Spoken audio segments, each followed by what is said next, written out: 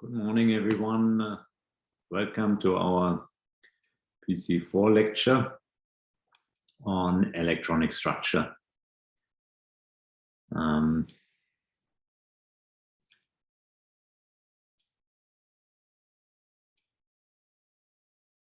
We are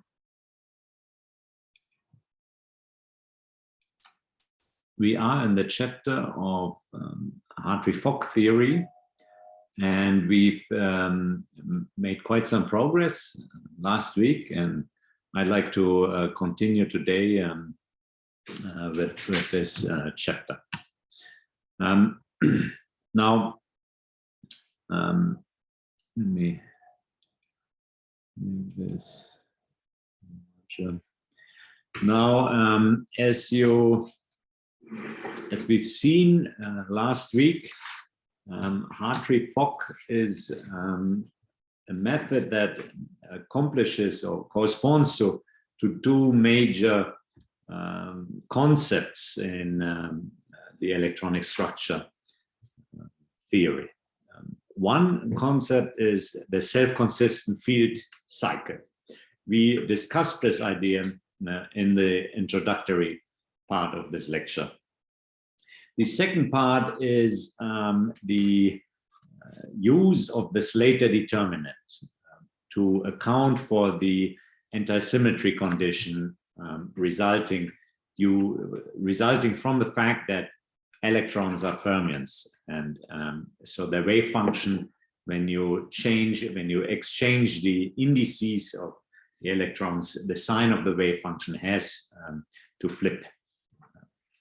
So the Slater determinant accomplishes this.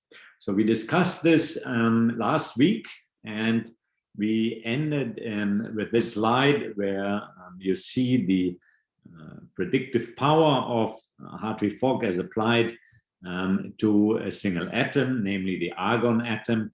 And you see that the shell structure as obtained by experiment here, in terms of the dashed broken line, is very well reproduced by Hartree-Fock.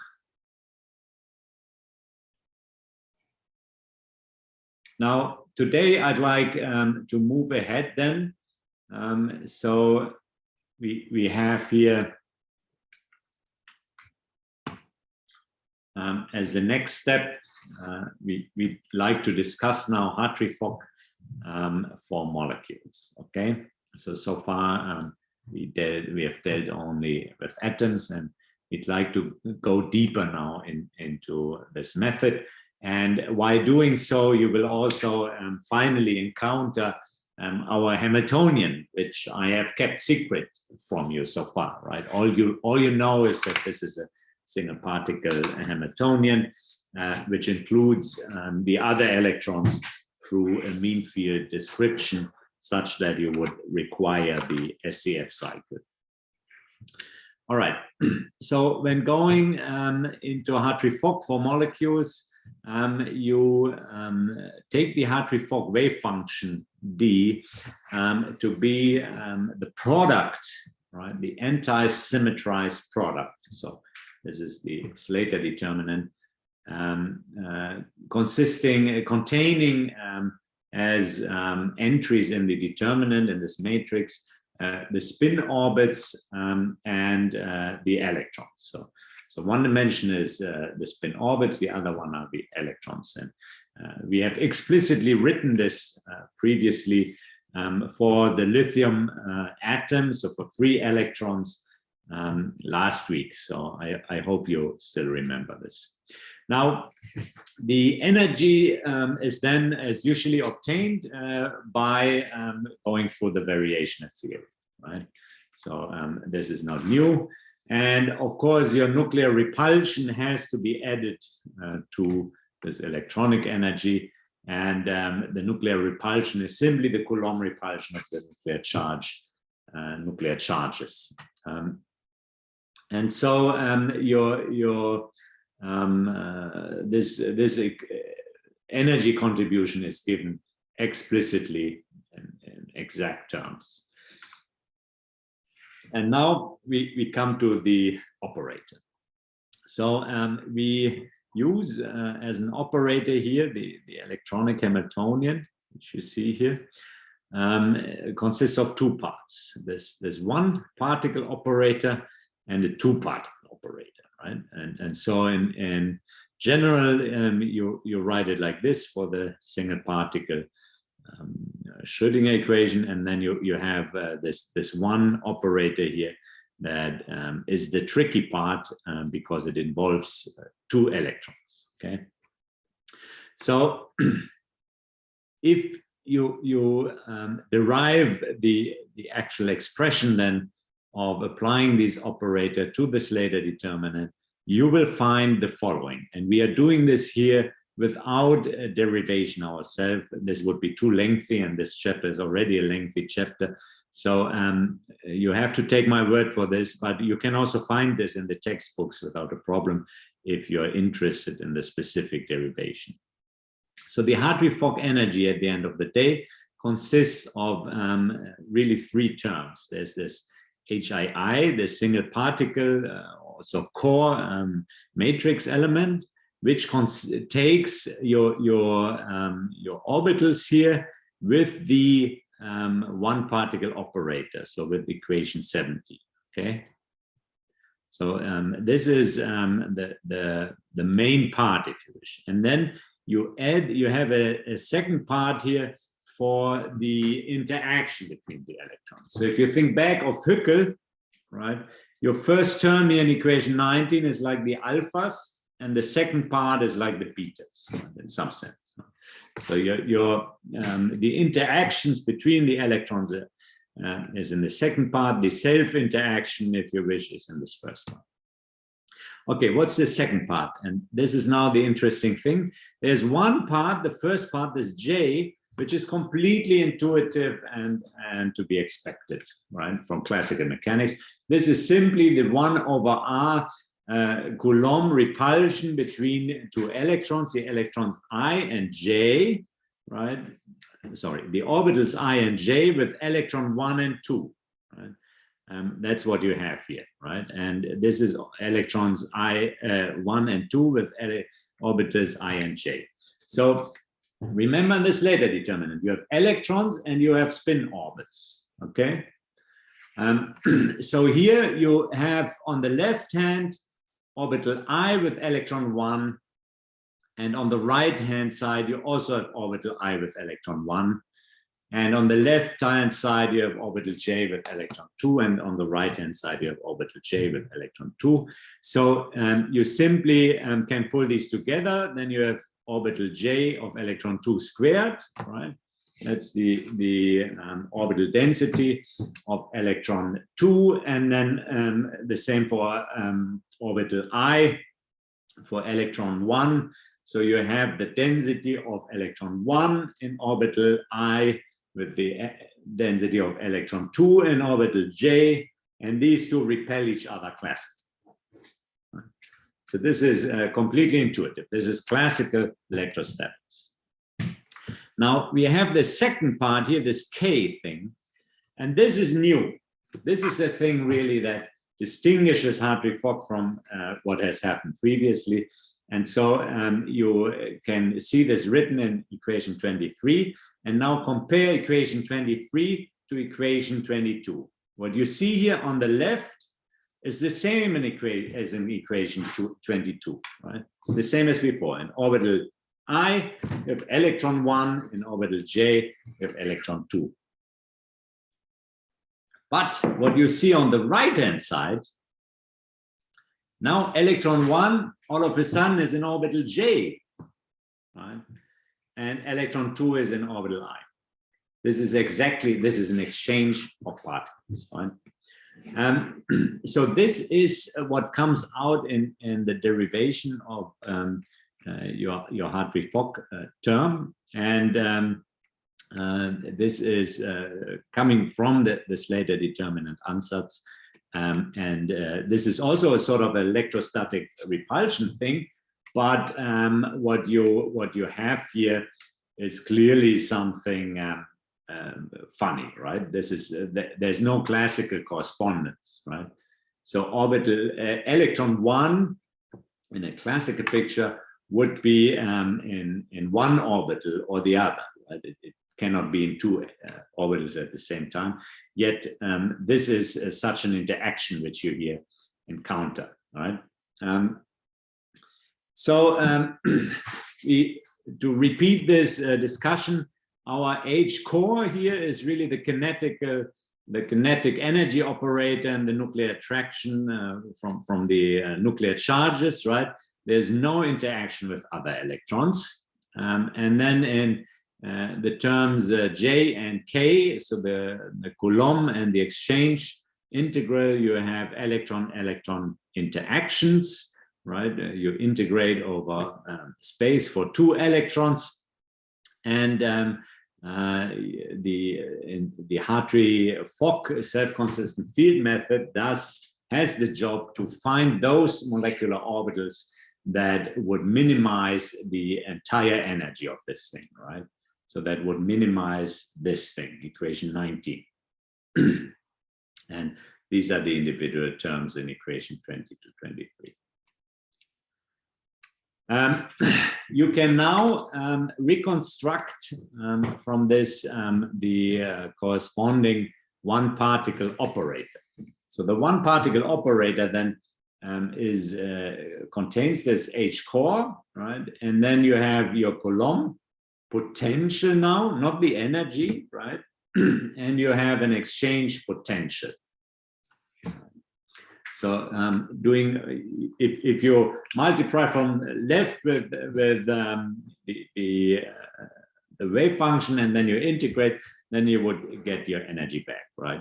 So there's one integration missing in here to get your energy, and hence it's a potential. So you can look at what does J do as you apply it to phi I, right? What you do here is really that you have your potential acting on your phi I. So there's a classical multiplicative operator. Now your exchange operator is not a multiplicative operator. Look what it does. K operates on electron 1 in orbital I, and what comes out is electron 1 in orbital J. All right? So this is a really funny operator, right? And obviously it's not multiplicative, right? And so there is some very interesting physics in this, right? So there's a physical meaning, which means that this constraint on your wave function that it must change sign if you exchange indices of your electrons, right? This is something that goes through your entire system. It's not a multiplicative thing, right? And it imposes some energy, right? If you have to change sign of your entire state, right? This will cost you something, right? There's some energy behind it, right? And so that's what this equation 25 here really represents. So again, J is the classical Coulomb potential of any other electron 2 averaged over the entire molecular orbital J, acting on electron 1 in orbital I, right? And you can sum this over all other molecular orbitals, and so then you get your averaged electron density, just as in the Hartree method. Now, K is the new thing. It results from the anti-symmetrical nature of the Slater determinant. And unlike J, there's no classical interpretation in the sense of classical electrostatics. Contrary to the local Coulomb operator, you can call this exchange operator non-local because it is not a multiplicative potential acting on phi I. So Kij really results from an additional ansatz, a linear combination in psi when using your Slater determinant. So it's this addition of the summation of products, right? So imagine the secular determinant when dealing with helium, right? So two electrons and two orbitals then you would get this Slater determinant, right? And now this H11 would correspond to the Coulomb integral. And so, for example, here you have the J1s2s, could look like this, right? So electron 1 is in a 1s, electron 2 is in a 2s orbital, and H12 could correspond to the exchange integral here. So now you would have to write this. If you had to write this out, you see now orbital 1s with electron 1, orbital 2s with electron 1, orbital 2s with electron 2, orbital 1s with electron 2. Okay, so you have all the 4 possible combinations here in a product in the exchange integral.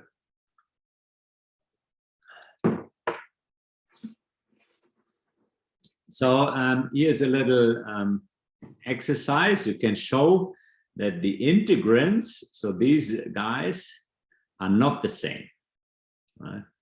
So this is quite easy. You can make a drawing of 1s orbital and a 2s orbital. So let me do this for you.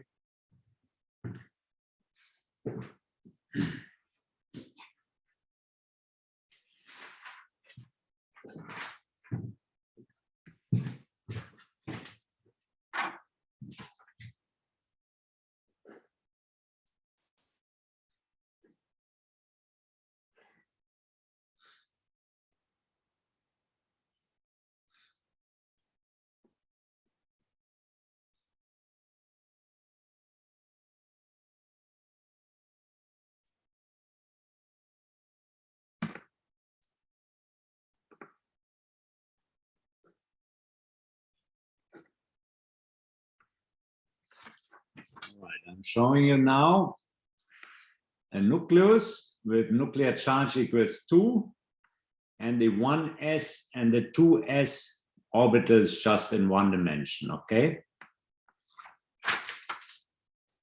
And now I will enter positions of electrons, okay?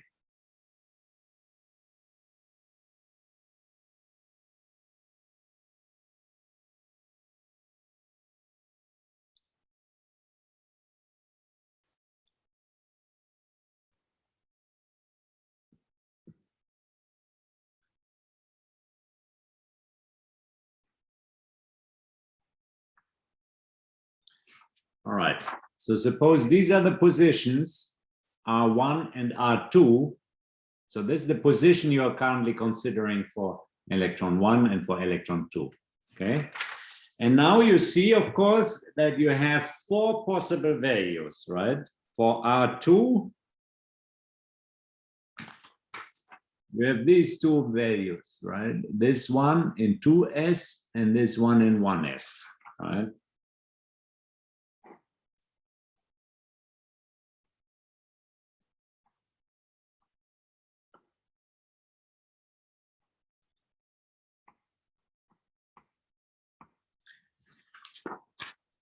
So these would be the function values of the orbitals of electron 2, one in S1, one in S2s, right? One in 1s, one in 2s.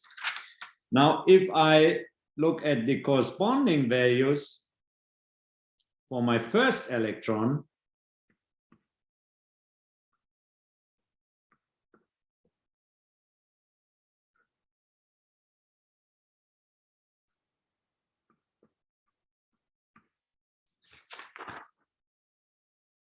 right? You clearly get very different numbers for the 2 orbitals. These are the numbers at different locations, right? For the different electrons. So if I call this A, B, C, D in this way,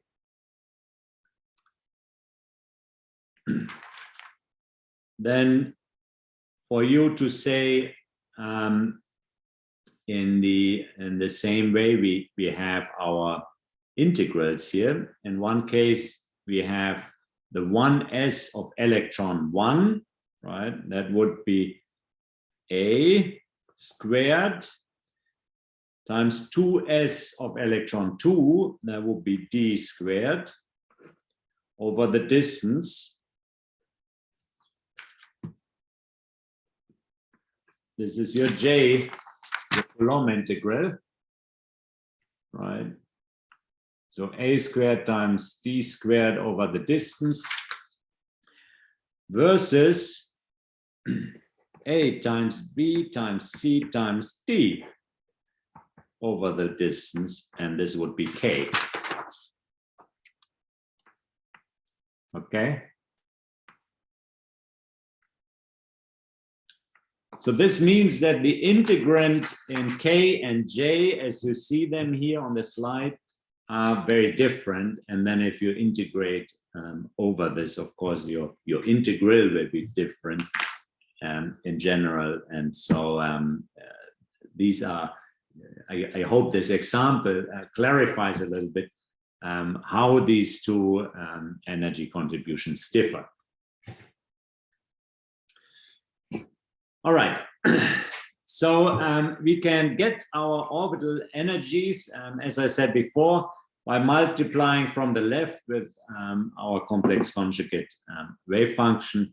In this case, again, we don't have really imaginary numbers, but that's okay. And so we integrate over this, and you get your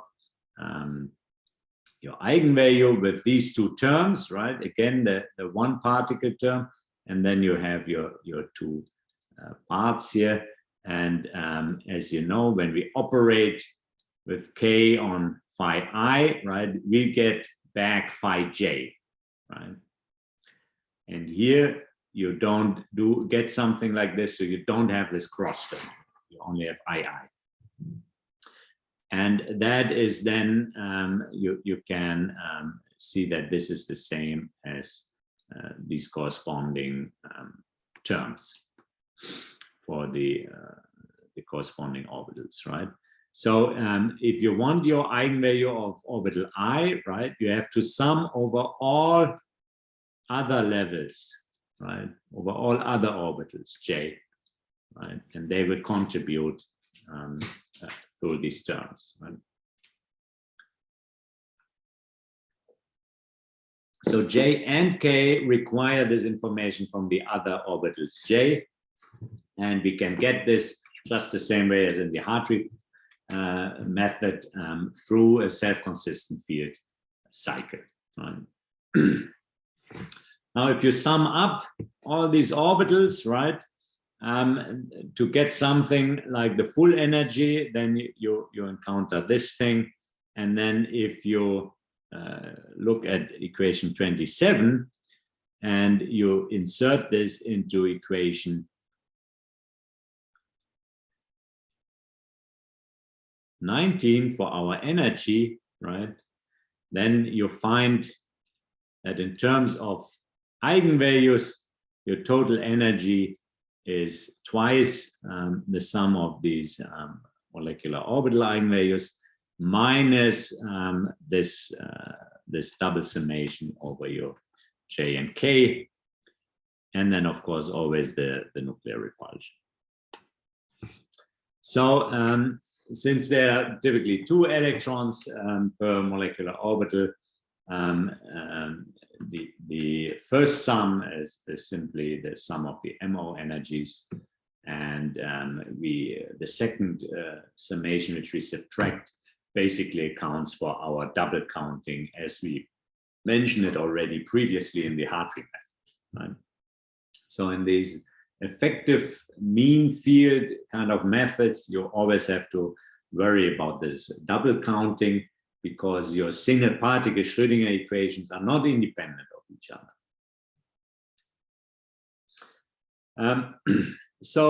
To really do a calculation now, we have to use some basis functions. And This is something for which we would like to use what's known as the Rhotan Equations, right? So in principle, at least, the basis functions should be a complete set, but this would require an infinite set of basis functions in practice, and so we can't do this. But we would like to have a basis which you can increase, right, in size, and then you can measure how the deviation of your prediction from the experimental reference, how this improves as you increase your basis, right?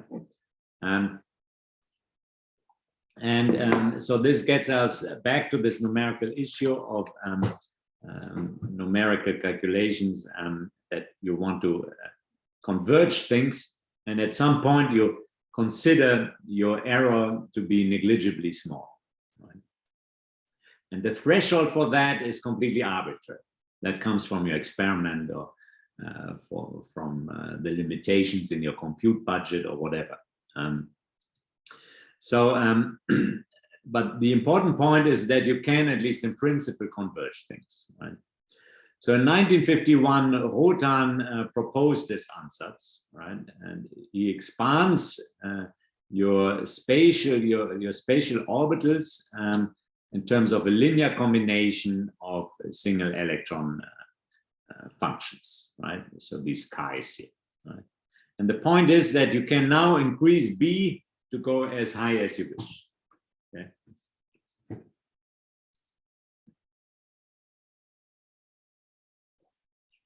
So now we follow the convention that these chi's, and this is just like in Hückel, right?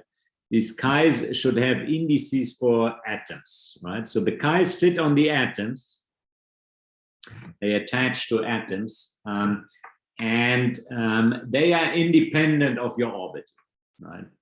So this is like in Hückel theory. Remember, the coefficients did not affect your matrix elements. So we have the same kind of structure here, this projection onto atoms. Now, there are alternatives to establish basis functions. There are also basis functions which do not depend on the atoms and their positions. You just fill up space with these basis functions.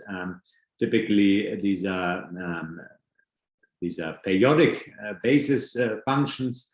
They're also known as plane wave, and they can be independent of atoms. But Rhotan really was the first to pick the ansatz that they should sit on atoms, and that's quite intuitive. So for now, we will stick to this. So another convention for atoms is using Greek numbers, but here we will just use a later part in the alphabet. Okay. So if we plug this into our Hartree-Fock equation, right, our single particle Schrödinger equation, then obviously your Fock operator goes through and acts on the atoms, and outcome the corresponding eigenvalues have to come out of this, right?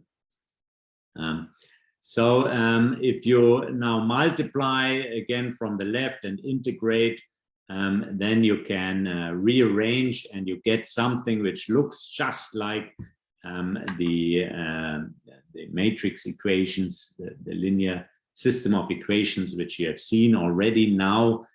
We've discussed this ad nauseam. You've seen this in the variational principle. You've seen this in Hückel, and you've seen this also now here.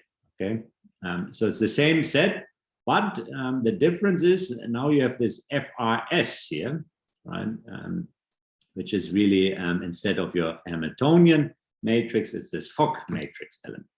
Okay.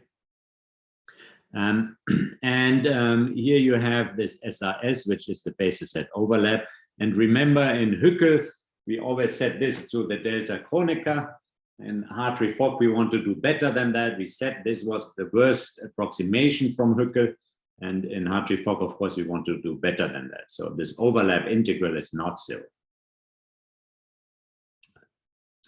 So again, you get then this whole bunch of equations, right? And as you know, the determinant of this is our secular determinant has to be 0.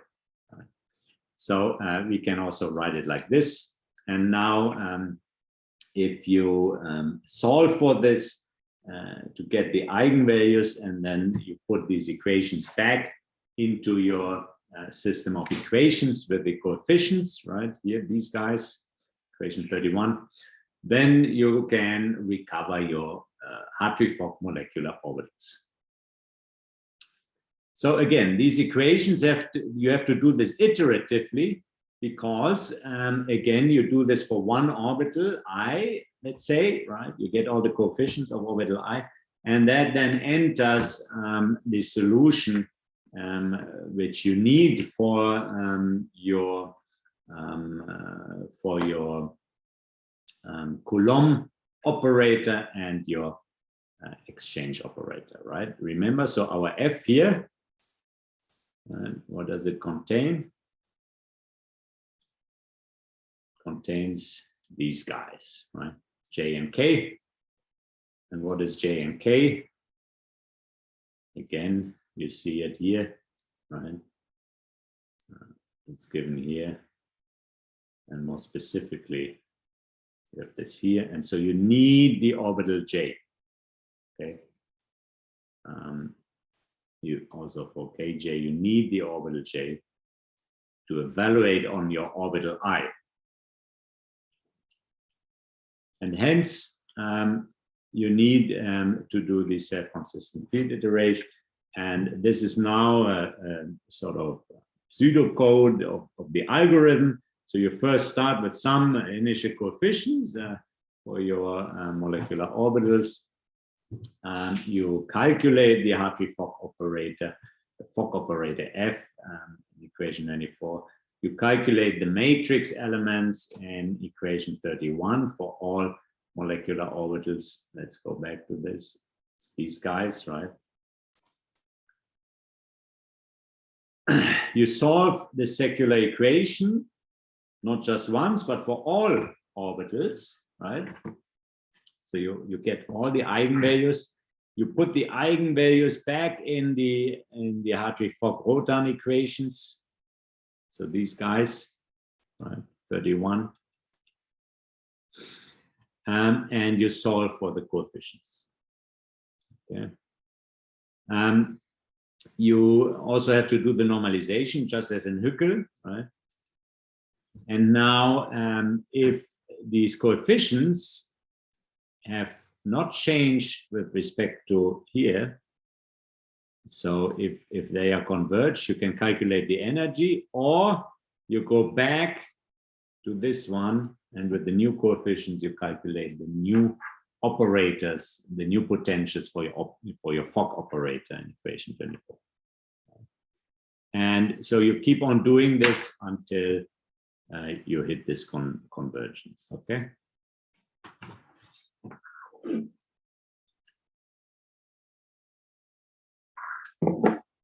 Now, please note a convention, any instantaneous wave function, right? At any iterative step in this procedure, you can call it an SCF wave function. It really represents the target function only once you reach convergence in the true complete basis set limit. Basically, any intermediate solution in a small basis set is also called an SCF wave function, right? So in the community, you can abort your iteration whenever you wish, and then you can talk about your SCF wave function, and in the technical discussion of your method and what you did, you should mention then at which iteration, of course, you aborted, right? And what was, so if you discuss your initial conditions, your initial wave functions, the number of iterations you did, then your SCF wave function can be reproduced by others. And so you can talk of it as such as an SCF wave function, right? Okay, so let's look closer at these Fock matrix elements. So they are expressed in these Rhotan basis functions, chi, right? And you can think of those as atomic orbitals, right? At least in the initial run, right? And so then what happens to this Fock matrix element? Okay, so your Fock matrix element between atoms R and S would be now this expression here, right? And so in your Fock operator, there's the core and the J and the K, right? And so the K will push your electron from chi S to chi R, right? So in this picture that your chi sit on different atoms, right? K is basically teleporting your electron from one atom to another, okay? This can be any atom in your system, right? So do not get fooled by this idea that your electron sits in one region or another. You have the exchange operator working here, which will let your electron from an atom very far away in your molecule to the other one. They are in direct interaction, right? Instantaneous, right? So this actually touches upon a tricky question, right? If your molecule now had gigantic dimensions, right? Suppose your molecule would reach from planet Earth to the moon. And then the Fock operator lets your electrons exchange across such a distance, right? This would happen instantaneously, meaning it happens faster than the speed of light, right? So this is something which disturbed Einstein a lot. So he called this the quantum spookiness, right? So you can think and philosophize about this a lot. I think in practice, we never have molecules which reach from Earth to moon. So I don't really think it's an issue. But of course, in principle, you have this. And this is also, this underpins the quantum entanglement, if you wish, and long distance quantum communication and so on. So let's look at the individual terms. The Coulomb operator here from above equation, our J is this thing, right? And so we can rewrite this in our basis here, right? And then we also integrate from the left and multiply, and then you see that the whole thing looks like this, right? So electron 1 on atom R and atom S versus electron 2 on atom T and U. And for K, right, you see electron 1 in atom R, electron 1 in atom U, electron 2 in atom T, and electron 2 in atom S.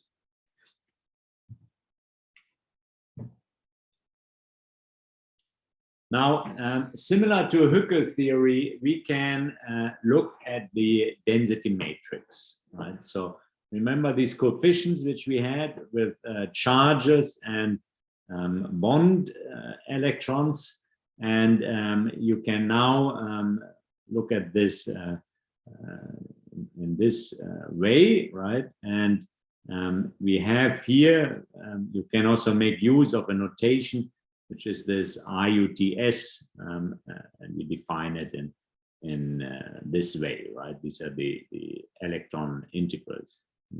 Yeah. So you have the definition here, right? So in this notation, right? The Coulomb, the 1/r operator is always the same, so it's being kept implicit, and you're simply indicating for electron 1 you have Rs, and for electron 2, you have Tu. And then in the case of the exchange, you have Ru for electron 1 and Ts for electron 2. Okay. So in comparison to Coulomb, you see now that S and U change places. So this notation makes the difference between these two also clear. And what happens now to your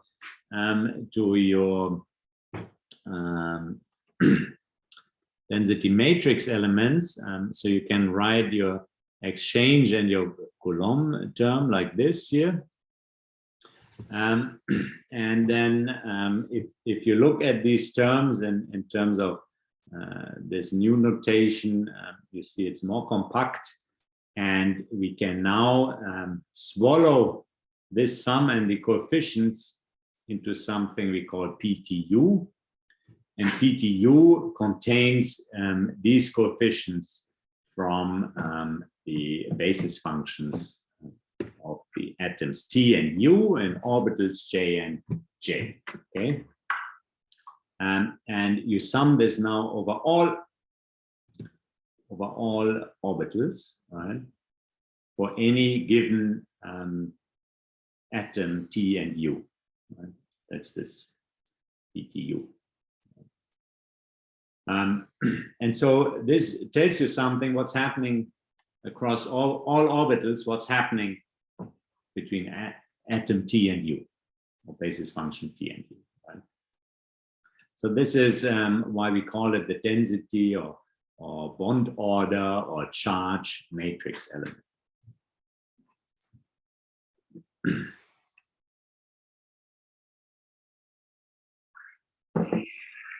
So you can use this now also to calculate the electron density, right? Remember, the electron density is the sum of your molecular orbitals with the occupation number n, right? Which could be 0, 1, or 2. And you can see now, if you write it like this, you insert this, you also recover this PTU like we defined it here. So you can express your density simply in terms of this P times the basis function for this. That is. So all your molecular orbital information, all the coefficients, they are stored in this P. Yeah.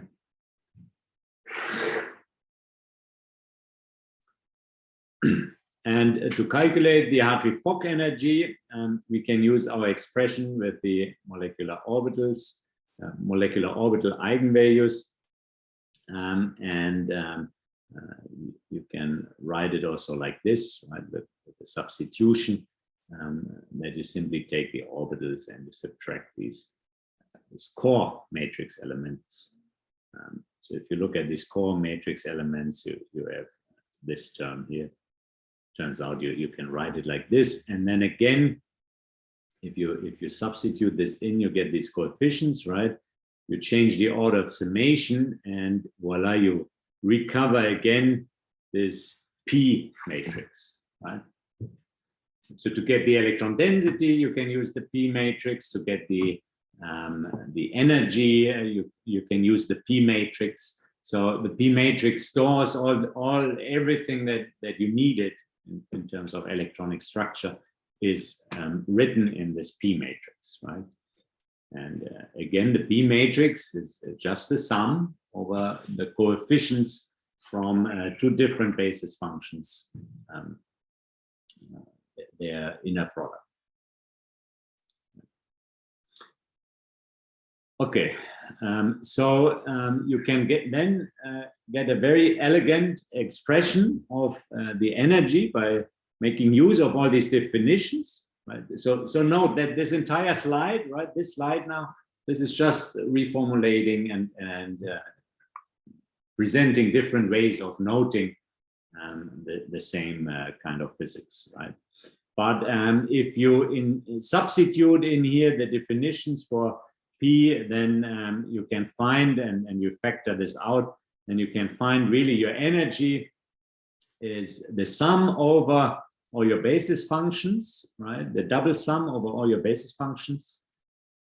your this bond matrix times your this F element. This is the FRS, which we had before, the Fock element, and the core matrix element. So this is the exchange and Coulomb contribution, is the single atom contribution, and then of course the nuclear.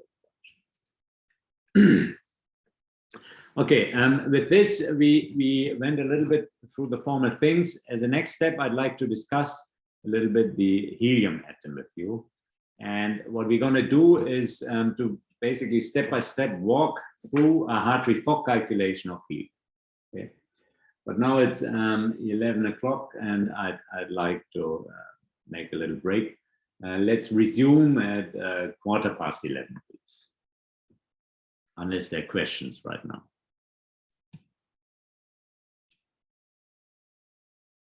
It doesn't seem to be the case, so let's resume later on.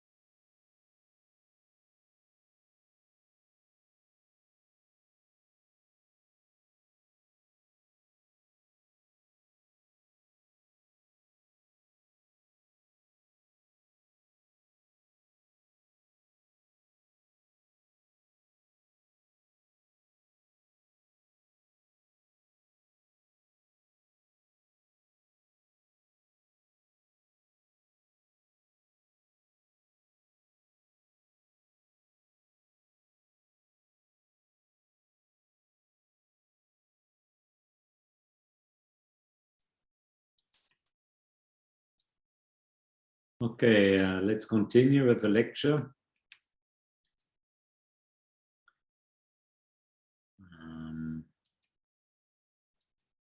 Share. Okay, so we've spent the first hour this morning to discuss the explicit form of the Hartree-Fock procedure, including the Fock operator, including the Fock density matrix, the P. I would like now in the second hour walk you through an explicit example. Given that example, actually, I believe it's possible for you to sit down and to program your own Hartree-Fock solution for systems with very few electrons. Now, what we will focus on, what we will do now, right, is basically a Hartree-Fock self-consistent field, Hartree-Fock Rhotan self-consistent field calculation of the energy of a 2-electron system in helium in the electronic ground state phi1. So we will use the 1s2, right? So 2 electrons basis, right? In particular, we see here B equals 2, right? So 2 basis functions, and they are both of the 1s Slater type orbital. So the hydrogenic wave function solution, right? Which you have learned about in Quantum Mechanics 101. So this means we have our radial part and the spherical harmonics. On the radial part, we plug in orbital exponents, just as we discussed them in perturbation theory, right? And in this case, we just determine them by trying around. So by trial and error, these exponents, we presume they have been determined, right? And so our basis is fixed like this. We will not change these exponents, right? And so our initial wave function is expanded now in these 2 basis functions, right? And the index for our basis functions, now this R sits just on 1 atom, right? So the picture I made you before, right? This is sort of what applies, only that the 2 basis functions are both 1s, right? One has a wide exponent and one has a small exponent. One is wider and the other one is slim. These are the 2 basis functions, right? So here you see our exponent, there's chi1 and xi1 and xi2. Okay. All right, and so here in front you have our coefficients. Okay, this is the coefficient for orbital 1, first function. Orbital 1 function first, 1 1, and orbital 2 second function. Orbital 1 second function, 2 1. All right. So now we need to solve the Rhotan's equation. We need our Fock and overlap integrals in these spaces, right? So you can do this, right? These are independent of the iteration and the molecular orbital coefficients. So let's get the S11 self-overlap should be 1, right? And the S22 self-overlap should be 1. Now, what is the overlap of the 2 functions sitting on the same atom? And if you do this, right, you get this as a product here of the 2 guys, and you can find an analytical solution for this, and this corresponds to this formula here. And in total, in absolute numbers, this is then 0.8366, right? So note how this goes beyond Huckel, right? In Huckel, basically, you have only 1 function per atom. Now you have 2 functions on the same atom, and they overlap with this amount. And this is the integral formula you use to get to this expression in 47, okay? So the Fock matrix element as defined in equation 37. So let's go back here. And so here you go, right? So we have this. We need the density matrix. You have these integrals for exchange and Coulomb repulsion. And then you have the self part. This is the Fock matrix element, okay?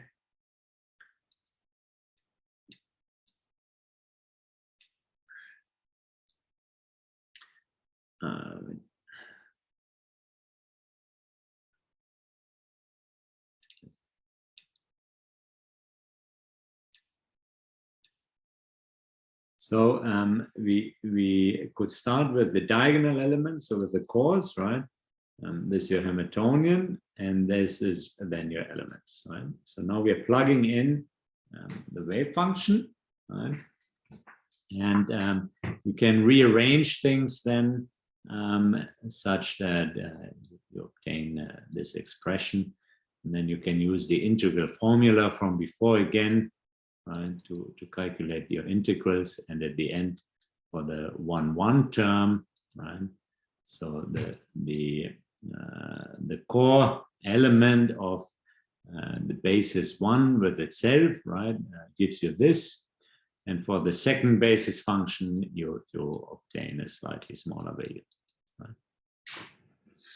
Right? And now we use this little trick here, right? This is the hydrogenic atom with just one orbital, right? So this we know, and that's basically what we factored out here, right? So you see this here and then here. The off-diagonal elements you can then also obtain in this way, right? And 1, 2 in this case is the same as 2, 1, right? So you get both, and you find this this core contribution for basis function 1 with basis function 2 is -8826. Now we come to the more interesting part, right? This is the Coulomb repulsion term, right? With RS and U2, and also the exchange part, right? Turns out these you have these relations. These become, it's like symmetry relations, right? You're just flipping functions, and for the exchange you also have such relations.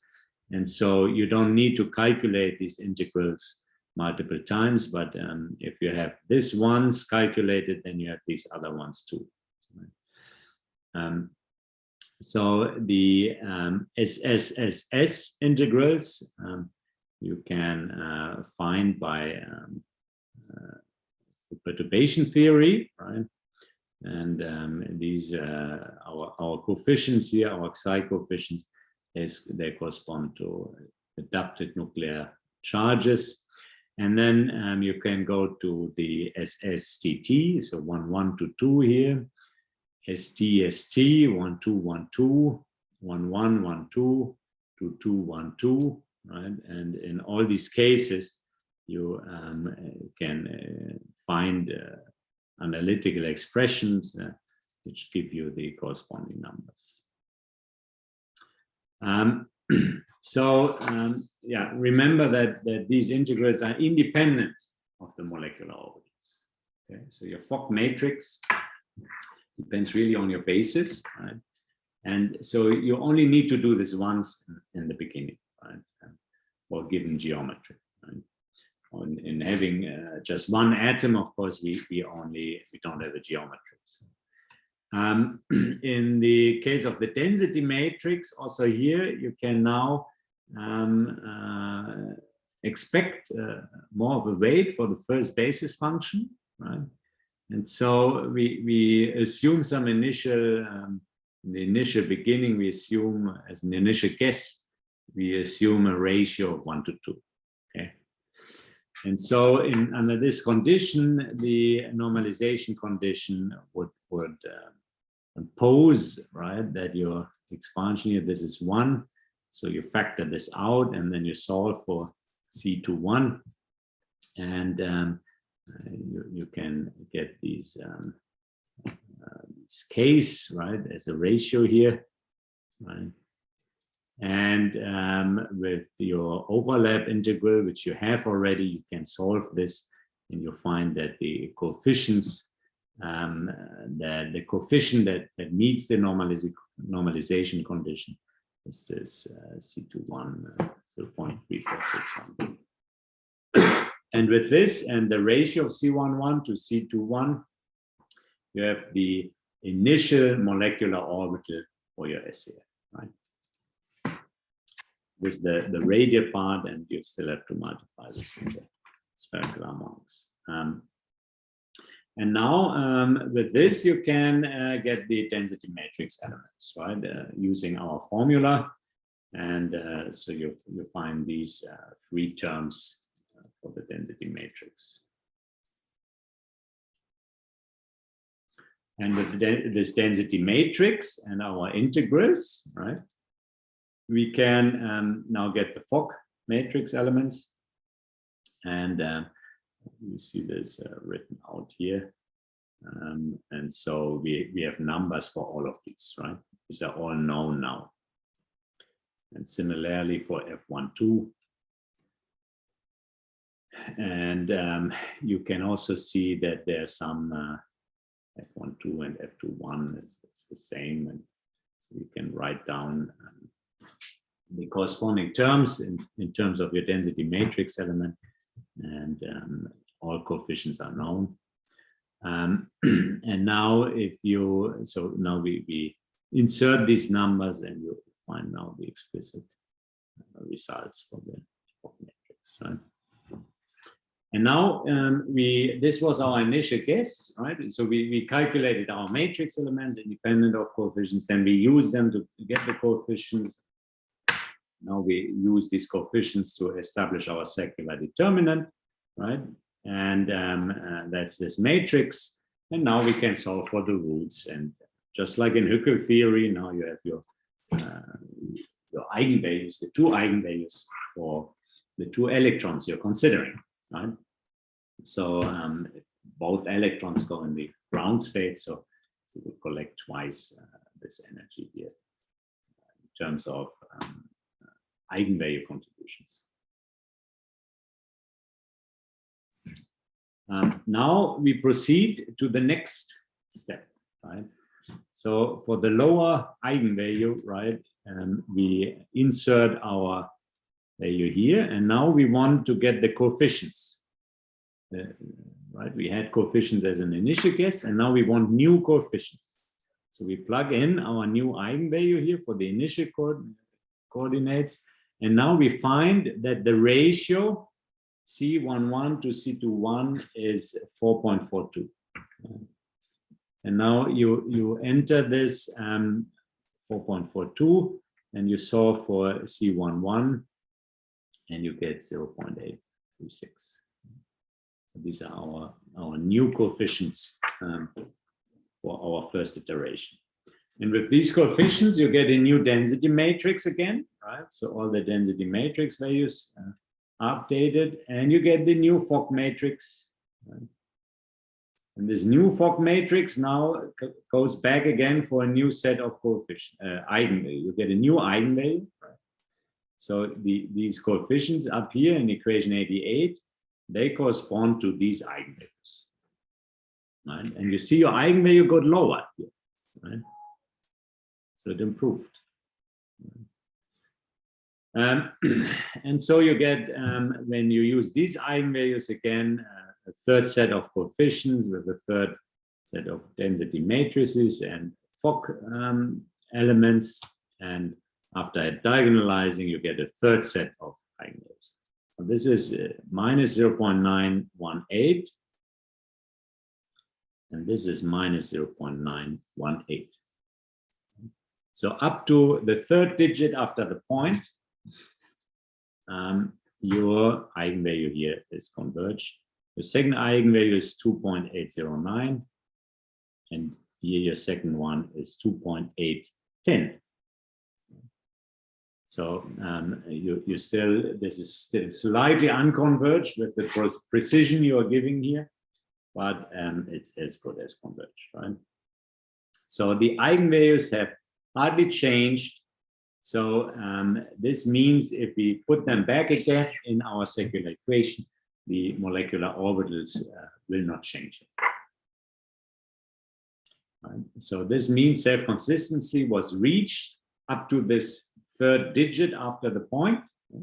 Within this precision, nothing changes anymore. And so the molecular orbital at the end corresponding to this has these coefficients, right? C11 and the C22. C21. And the Hartree-Fock energy, this is of course what at the end of the day you'd like to calculate, is obtained by, you have your sum of your eigenvalues and you have to subtract the double counting part. All these terms are known, right? Our density matrix element, or core matrix elements. So we just insert the values and you evaluate and you get minus 77.9. And if you compare this to the hydrogenic value of the hydrogen atom, this is minus 0.5 Hartree versus minus 2.862, right? So you've added another proton, you've added another electron, and you gain more than a Hartree, more than 2 Hartrees in energy. Now the true non-relativistic energy we estimate is something like minus 79.01. I gave you a whole list of numbers in the beginning of the course for comparison, right? But you see this is not so far, right? We have roughly 1 eV off, which in comparison to the total scale is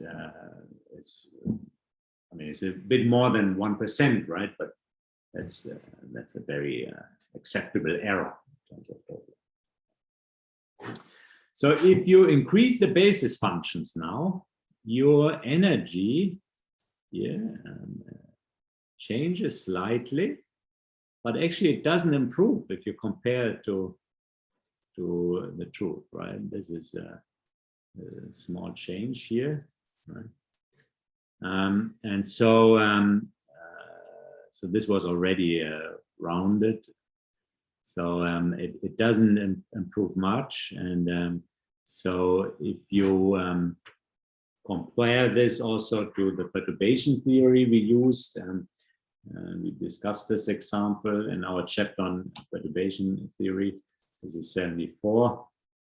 If you optimize your coefficient, right, with perturbation theory, as we discussed in the exponent, right, then you would get 77.48, right? And so you see the Hartree-Fock solution is better than that, right? But it is still not perfect, right? So we would need to find another electron volt, right? And this is what we call this missing part, right? In a large basis in Hartree-Fock, complete basis set limit of Hartree-Fock, we are missing still some energy. Right? It's still not the truth, and this is what we call the correlation energy. Right? So we define the correlation energy as the difference between the non-relativistic exact solution of the electronic Schrödinger equation within the Born-Oppenheimer approximation and the Hartree-Fock energy in a complete basis set. Okay.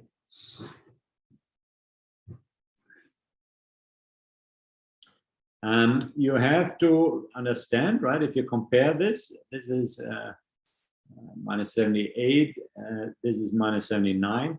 We're talking about 1 eV.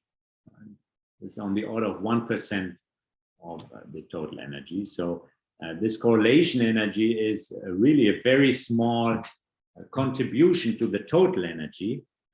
But unfortunately, as we discuss chemical processes, right, you're typically discussing relative energies. So differences between, let's say, one energy minimum, one set of reactants versus a set of products. And in these differences, a lot of the total energy contribution cancels, and differences in correlation energy can determine the fate of your ranking in terms of trends, chemical trends.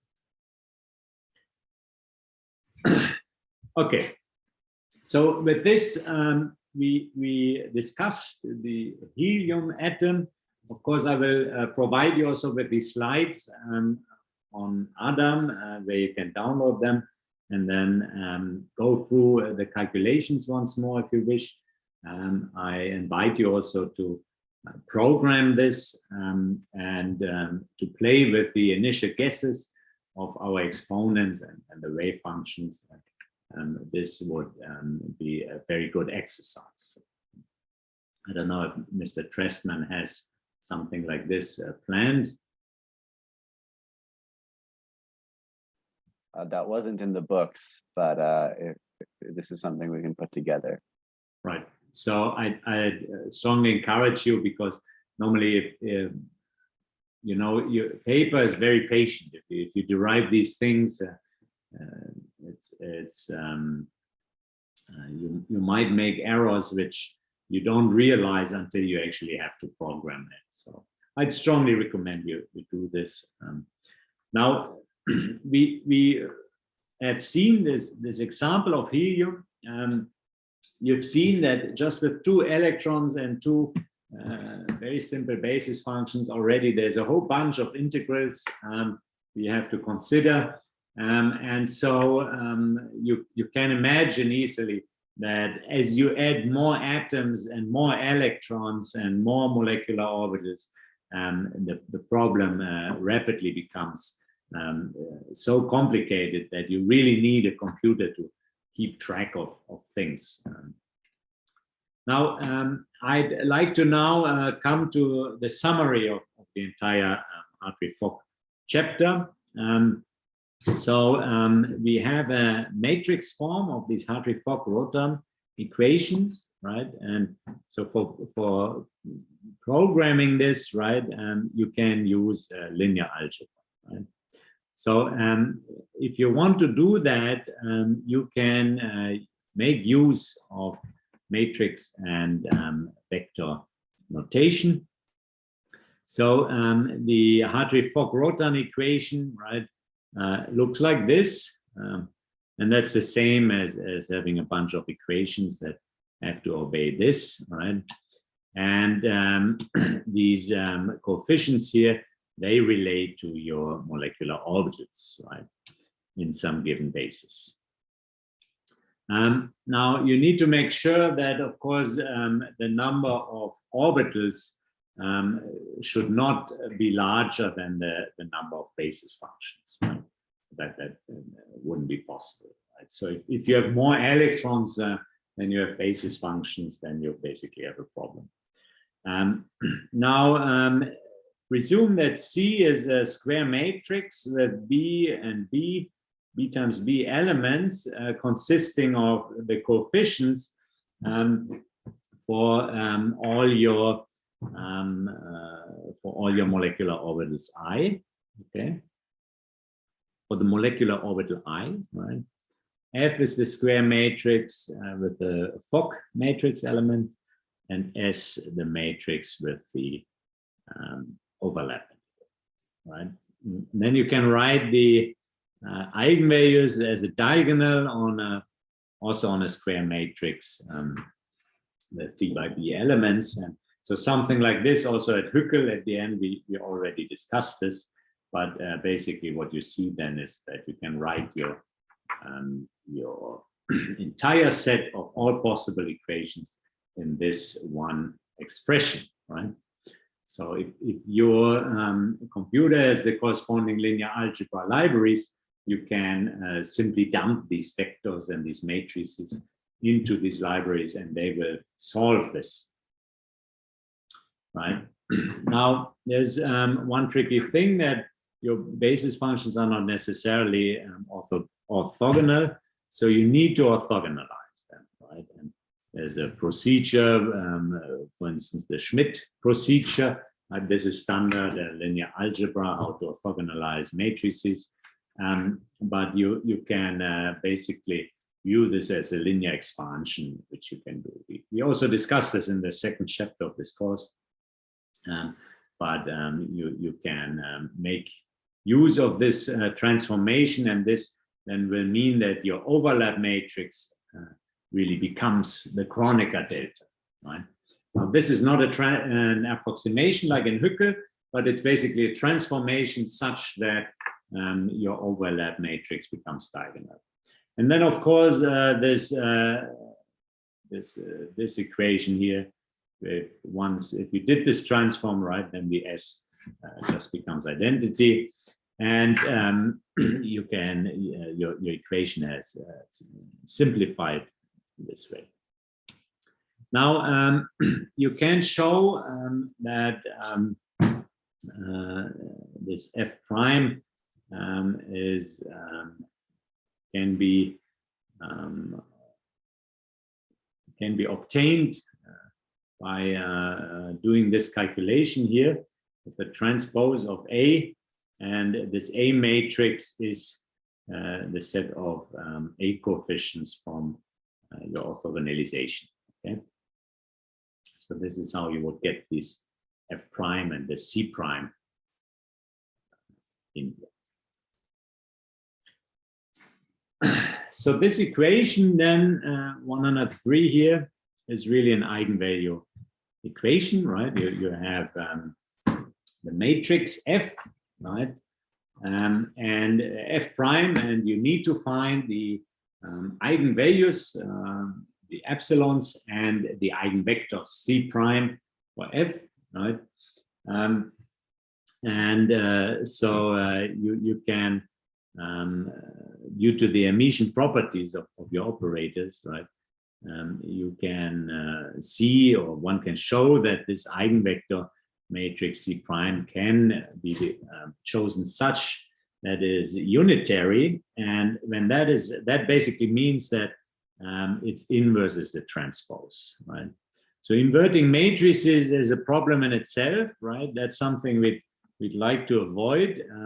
So if you wanted to simply get your eigenvalues here, you could multiply this with the inverse of C prime, and then C prime would go on the other side here, and you would basically get your eigenvalues.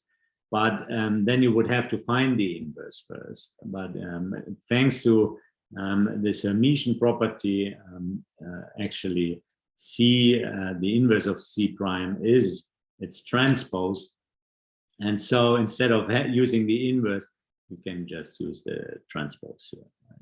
And so that's a much simpler problem. So that basically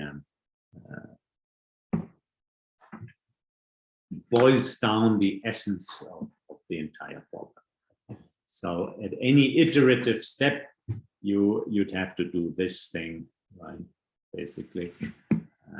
And then you get the new coefficients, you recalculate F, and so on until convergence. All right, so with this now we'd like to recapitulate the Hartree-Fock Rhotan SCF procedure in 10 steps. You select a bunch of basis functions. You, as a second step, you calculate the matrix elements of the H core, the overlap matrix element, and all the Coulomb and Fock and exchange integrals, right? So these guys here in your basis, right? You use this S here to orthogonalize the thing to get the A matrix, right? So this thing. So you orthogonalize your basis, right? So this orthogonalization again, for instance, by following Schmidt, basically quenches your S matrix towards the diagonal. Then you guess some initial coefficients, right? We did this in the case of helium by assuming that the ratio between one to the other is 1 to 2, assuming that one plays a more important role than the other. And then you, with this guess, you calculate the density matrix elements in P. Then you can calculate all the Fock matrix elements, and then you can diagonalize, you can do the orthogonalization of your basis functions, how it translates to your F prime. So you need your F prime, and then you need to diagonalize F prime, and so you get the eigenvalues in C prime. With these, with the C prime, you multiply in the A to get your new set of coefficients. And with this new set of coefficients, you calculate a new density matrix, P. And you compare this density matrix to the previous density matrix, this one, right? If it's the same, you just print your results. If it's not the same, you go back to calculating the Fock matrix. So before we already discussed a little pseudocode like this, but if you want to program this in a computer, this is actually the detailed recipe.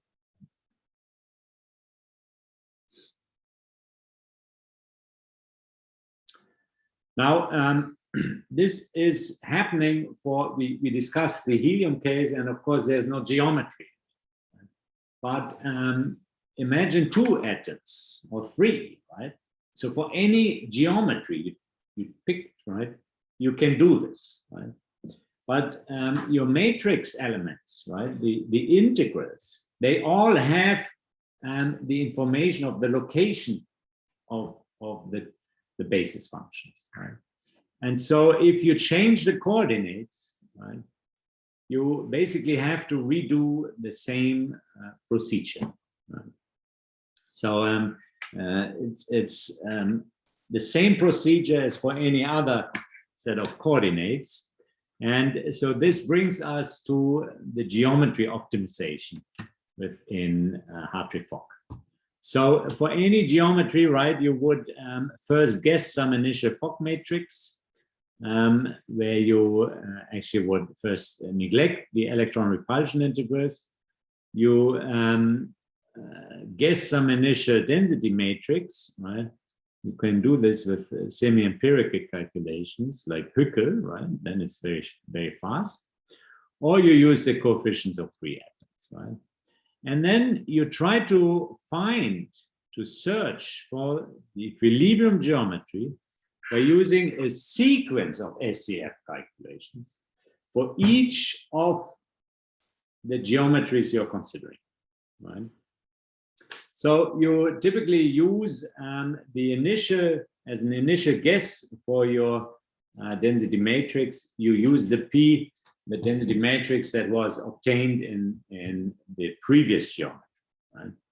And this geometry relaxation, you can of course accelerate a lot if you follow the forces on the atoms, right? And these forces, as we discussed already, you can obtain by Hellmann-Feynman theory, right? So using these forces and these energies, you can then find in the high-dimensional potential energy surface spanned by all your atoms, you can follow these gradients and walk down into the nearest by local minimum. Now, these forces are also typically used for running molecular dynamics. In particular, if you use Hartree-Fock to calculate energies and forces, then we call this the ab initio molecular dynamics. Or more generally, also with DFT, you can do this, or other electronic structure methods, even Hückel, you could call ab initio if you had forces in Hückel, which you don't. But any ab initio method could be used, and that spits out forces can be used to run molecular dynamics, right? So with this, I'd like to come to concluding remarks. So again, the Hartree method implies that you only have the Coulomb operator as an effective potential. Okay. Also that the wave function is simply a product. Within Hartree-Fock, you have the electron interacting through the Coulomb operator and an exchange integral, and you assume that the wave function is a Slater determinant. So it's a sum of products with differing signs. You have to pick a basis, right? And we typically neglect relativistic and non-adiabatic effects. This neglect is not what we consider to be, or this is not what is what represents the Hartree-Fock approximation. Right? The Hartree-Fock approximation deals with the non-relativistic, non-adiabatic electronic Schrödinger equation. Right? It is implied then typically that this deals not with relativistic or non-adiabatic effects. If you wish to account for those, you have to use different methods. The approximation in the complete basis set limit still results in substantial deviation from experimental references, and this deviation is what we call the correlation energy. Right? So these are correlation effects between electrons that are only averaged within Hartree-Fock, and so by necessity, this averaging has the effect that we cannot have the exact solution. Right?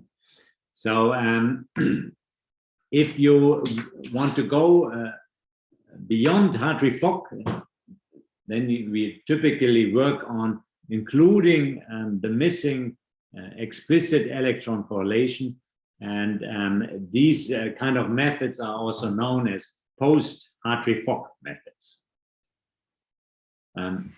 Again, the correlation energy which Hartree-Fock is missing represents only a small part of the true non-relativistic energy. For helium, roughly 1 electron volt out of 80. If you look at the ionization potential of H2O, the Hartree-Fock number is off by roughly 10%. Okay, with this, I'm at the end of the Hartree-Fock chapter. I know that this is a demanding chapter. I'd like to, I will share these slides in due time, and I'd like to ask you all to revise them carefully. This is definitely relevant for the exam. Okay. Are there any questions at this point in time?